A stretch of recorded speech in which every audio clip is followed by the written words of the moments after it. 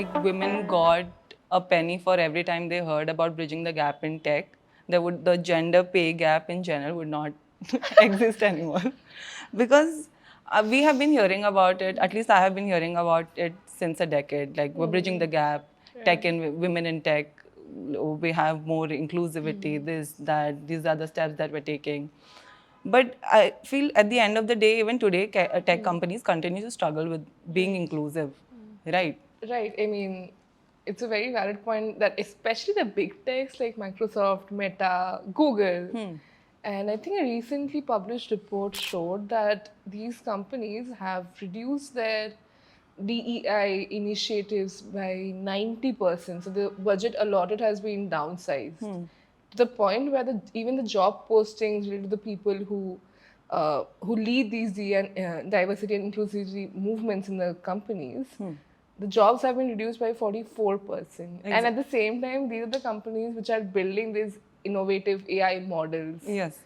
So, So that's the primary problem here. That like apart from the inclusivity issue in office, the models that's coming out of these places, be it your favorite chatbot or an AI image generator, we all have heard instances of them being sexist or like some stereotypical mess up. Right, like remember the Barbie thing? It caused a huge uproar. Yes. I think it came around 6 months ago when BuzzFeed had Entire Barbenheimer moment. Exactly, Barbie. So they used Midjourney to create these 100 Barbies, and they are from different locations. So because of the data set and the stereotypes already incorporated in it, the Barbies were weird. Example, the Sudan Barbie was carrying a gun. Yeah. Lebanon Barbie was on rubbles. Yeah. Which makes no sense. And not just Barbies. Like even if I'm looking a little in a broader picture, where if I'm, for example, searching for an Indian person, if I just give it to any creator, Dali or Midjourney, the first thing which they'll show is an old man with white beard.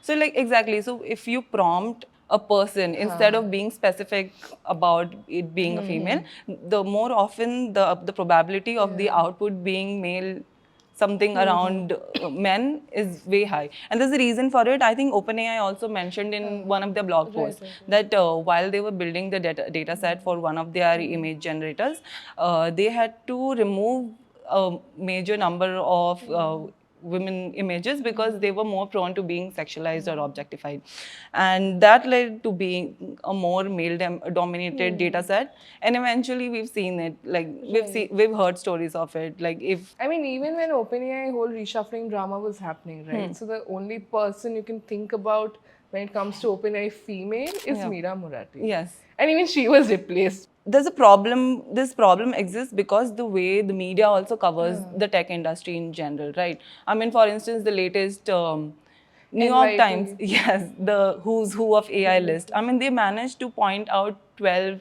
males in the field, and I don't know how somehow they just not even mentioning even a single woman. And ironically, Anthropic. yeah, Anthropic, the co-founder of Anthropic, Dario Amodi was mentioned. And his sister, who happens exactly, who happens to be the co-founder, was and she's not on the also list. CEO, I guess, because Dario is CTO or something, but she's the CEO. One of the higher position, yes, almost and on the she same wasn't position. mentioned. Exactly.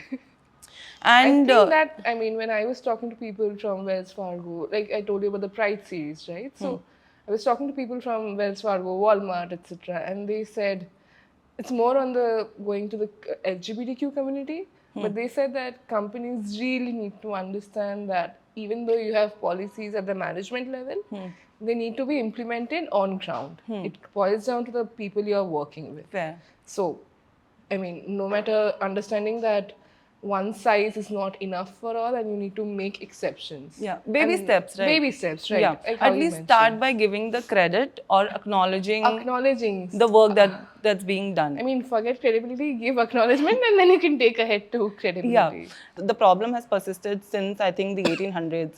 Ada Lovelace, that she was never given credit for her work, and even I think Virginia Woolf has said like an anonymous in history has It's always been a woman, because I mean they've not been given credit for their work.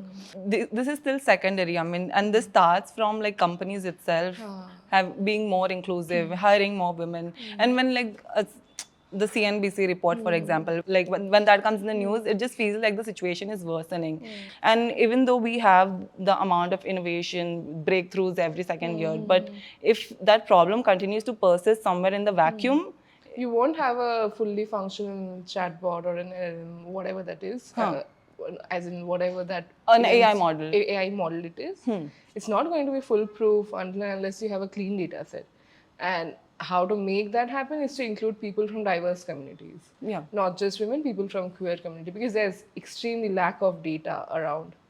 I think AIM has taken this into account very well. Yeah. I mean, we have our upcoming conference, Yes, Rising, which is specifically for women in tech, like giving them a platform to speak about their work, the problems they're And facing. not just women in tech, it's right now about celebrating diversity and going beyond the binary code. And as long as you're not giving someone the platform to share their story, it's not going to reach everyone. I mean, bare minimum. Bare minimum.